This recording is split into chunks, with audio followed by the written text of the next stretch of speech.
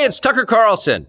You often hear people say the news is full of lies, but most of the time that's not exactly right. Much of what you see on television or read the New York Times is in fact true in the literal sense. It could pass one of the media's own fact checks. Lawyers would be willing to sign off on it. In fact, they may have. But that doesn't make it true. It's not true. At the most basic level, the news you consume is a lie of the stealthiest and most insidious kind. Facts have been withheld on purpose, along with proportion and perspective. You are being manipulated. How does that work? Let's see. If I tell you that a man has been unjustly arrested for armed robbery, that is not, strictly speaking, a lie. He may have been framed. At this point, there's been no trial, so no one can really say. But if I don't mention the fact that the same man has been arrested for the same crime 6 times before, am I really informing you? No, I'm not. I'm misleading you.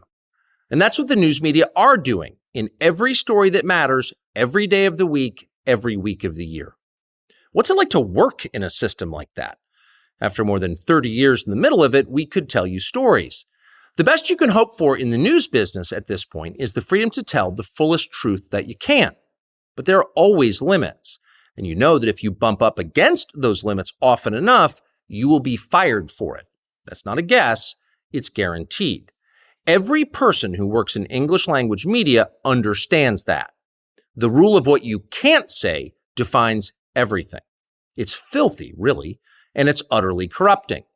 You can't have a free society if people aren't allowed to say what they think is true. Speech is the fundamental prerequisite for democracy. That's why it's enshrined in the first of our constitutional amendments.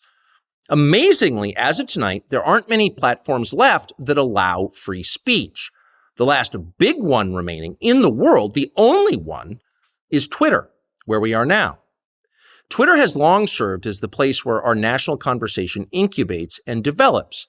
Twitter is not a partisan site. Everybody's allowed here, and we think that's a good thing.